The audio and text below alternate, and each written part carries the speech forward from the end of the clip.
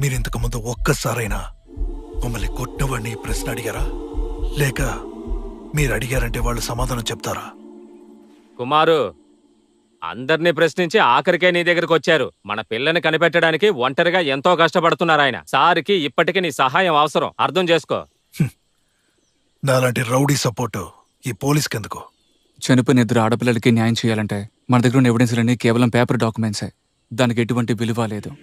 దాన్ని ఎవరైనా ఎప్పుడైనా ఏమైనా చేయొచ్చు.